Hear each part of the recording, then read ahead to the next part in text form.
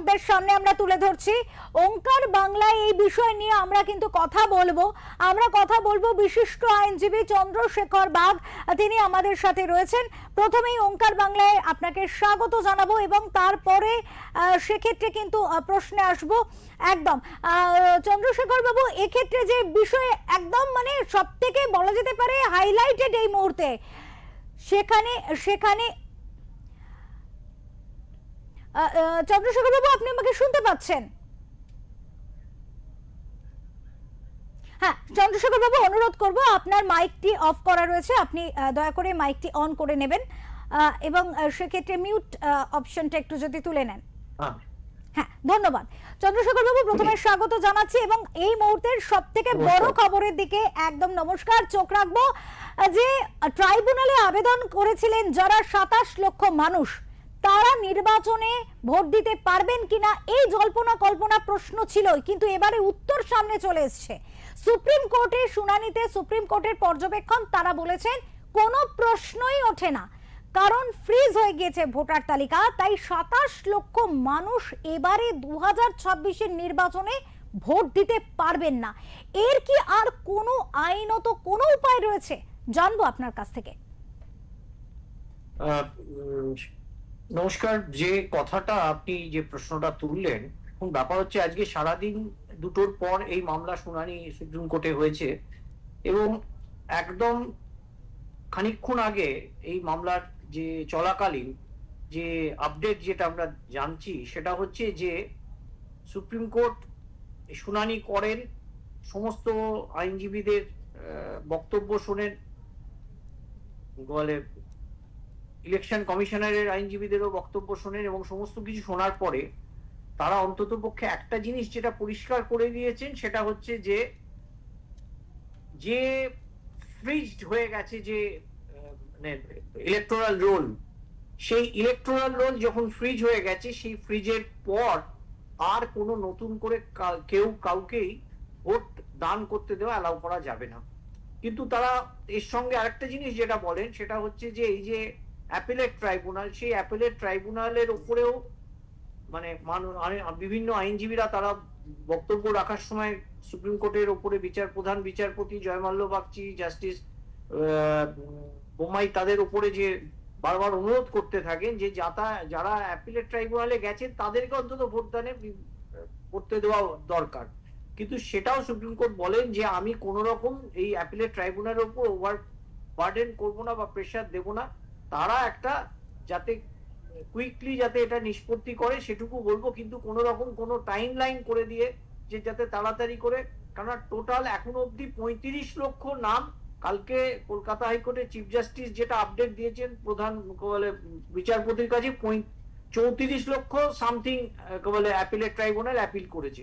সুতরাং এরা যারা অ্যাপিল করেছে তাদের অ্যাপিল গুলো শুনানি হবে, শুনানি করে তারা অর্ডার পাস করবে, কিন্তু তাদের ভোটদানের ব্যাপারে যে বারবারে যে অনুরোধ যেটা সুপ্রিম কোর্টের কাছে করা হয়, সেটা সুপ্রিম কোর্ট আজকে কিন্তু পরিষ্কার বলে দিচ্ছি যে ইলেকটোরাল রোল যখন ফ্রিজ হয়ে গেছে তখন সেখানে আর তাদেরকে অ্যালাউ করা যাবে না। তারা অ্যাপিলেট ট্রাইব্যুনাল ডিসাইড করবে তারা ভোটার কি ভোটার নয়, সেটা আগামী দিনে তাদের সিদ্ধান্ত নেওয়া হবে, কিন্তু এই নির্বাচনে তারা কিন্তু ভোট দিতে পারছেন না।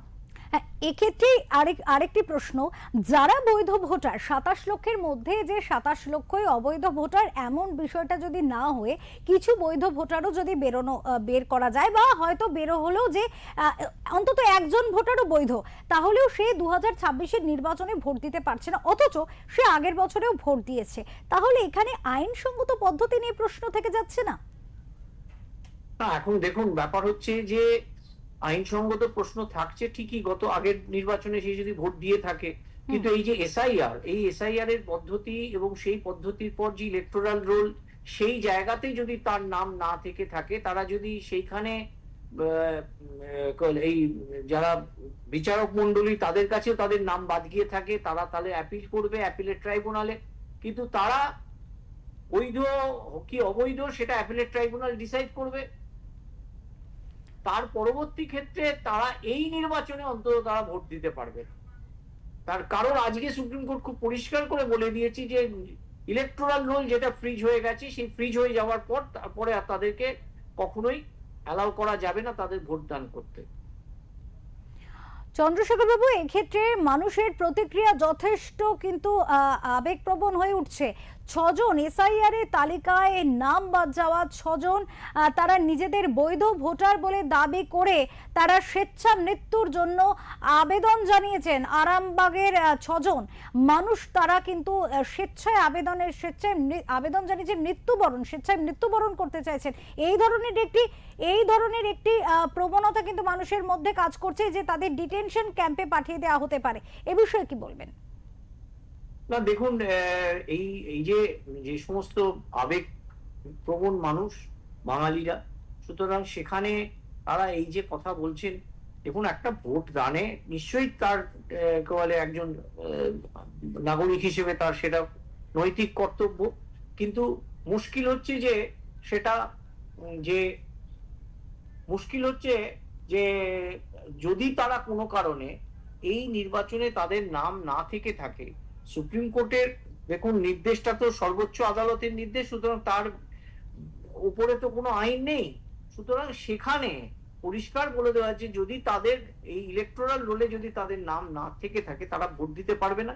এখন তারা এই জাতীয় যে অভিযোগ যারা করছে যে আমরা বলে স্বেচ্ছা মৃত্যুবরণ করব ইত্যাদি, এদের বিরুদ্ধে মানে আইনি পদক্ষেপ নেওয়া দরকার। কেননা এটা তো কোনো সঠিক সিদ্ধান্ত নয় যে আপনার নির্বাচনে ভোটদান করাটা একটা নিশ্চয়ই ডেফিনেটলি একটা গণতান্ত্রিক অধিকার। সেই অধিকার যদি খর্ব হয়ে থাকে তাহলে তার জন্য আইন আদালত, এখন এই যে এসআইআর, সেই এসআইআর পদ্ধতির পর সুপ্রিম কোর্টের নির্দেশ, সেই নির্দেশের জায়গার পর এখন যিনি বলছেন একথা তিনি তো কোনোভাবে এই নির্বাচনে তিনি ভোটদান করতে পারবেন না, কিন্তু আগামী দিন তার ভোটদান তার যাতে সক্ষম ভাবে তিনি ভোটদান করতে পারেন তার ব্যবস্থা তাকে নিতে হবে, এবং সেখানে তাকে প্রমাণ করতে হবে যে এই যে অন্যায় তার প্রতি করা হয়েছিল সেখানে আগামী দিন যদি কোর্টের কাছে তিনি অ্যাপিল করেন বা কোন রকম তিনি যদি দেখা যায় তিনি জেনুইন ভোটার হিসেবে তার নাম পরে হলো, তাহলে তিনি কম্পেনসেশন বা ইত্যাদি অন্য কোনো গ্রাউন্ডসে যেতে পারেন কোর্টের কাছে। এখন ব্যাপারটা হচ্ছে যেহেতু এই সিদ্ধান্তটা সুপ্রিম কোর্ট থেকে আসছে, সুতরাং সুপ্রিম কোর্টের নির্দেশ মানে সর্বোচ্চ নির্দেশ এবং তার উপরে আর কোনো কিছু নেই, সুতরাং সেইটাকে মেনে নিতে হবে। এবং যারা এই আবেগ প্রবণতার মধ্যে দিয়ে এই কথা বলছেন তাদেরকে বুঝিয়ে বলতে হবে এটা এটা একটা ঘটনা। যে কোনো ভাবেই দেখুন এই এসআইআর হওয়ার ক্ষেত্রে তাদের নাম বাদ গেছে, তাদের যদি সত্যি ডকুমেন্ট না থেকে থাকে তাহলে সেটা তো তারা এই অ্যাপিল বা ইত্যাদি যেভাবে সুপ্রিম কোর্ট যেভাবে গাইডলাইন করে দিচ্ছে, এবং নিত্যদিন আমরা তো দেখছি যে সুপ্রিম কোর্টে কিভাবে লড়াই হচ্ছে, যারা করছেন তাদের জন্য রাজ্য সরকারও চেষ্টা করছেন, ইলেকশন কমিশনও একটা প্রসিডিওর অ্যাডপ্ট করেছেন, সেই প্রসিডিওর অনুযায়ী সেটা হচ্ছে। এখন এরম ভাবে যে মৃত্যুবরণ ইত্যাদি এটা তো কোনো নৈতিক মানে উচিত নয়, কেননা মানুষের জীবন রয়েছে, জীবন বাঁচার অধিকার রয়েছে, সুতরাং সেখানে তিনি নিজেকে আত্মহনন করবার জন্য এটা একটা মানে অনৈতিক এবং বেআইনি কাজ। এবং এটাকে যদি উনি বেশি করেন তাহলে তার বিরুদ্ধে পুলিশ ব্যবস্থা নিতে পারে, যদি মানে আমাদের রাজ্যের যারা স্বরাষ্ট্র দপ্তর যারা রয়েছে তারা যদি মনে করেন, এবং এগুলো একটা তাদেরকে নিশ্চয়ই বোঝাতে হবে, তাদেরকে বুঝিয়ে বলতে হবে যে একটা প্রসেস হচ্ছে, সেই প্রসিডিওর মধ্যে আগামী দিনে তাদের ভোটদান করার যাতে সুবিধে পায় সেটাকে বোঝাতে হবে, আর কিছু না। অনেক ধন্যবাদ চন্দ্রশেখর বাবু, আপনাকে অনেক ধন্যবাদ। আমরা এই আলোচনাতে থাকবো যথেষ্ট গুরুত্বপূর্ণ একটি ইস্যু, যে বিষয় নিয়ে কিন্তু আগামী 2026-এর বিধানসভা নির্বাচনে সরকার গঠনের ভবিষ্যৎ নির্ধারণ হয়ে যেতে পারে। এই বিষয় নিয়ে আমরা অবশ্যই আলোচনায় থাকবো। ছোট্ট একটি বিরতিতে যাব, কোথাও যাবেন না, বিরতির পর খুব শীঘ্রই ফিরছি।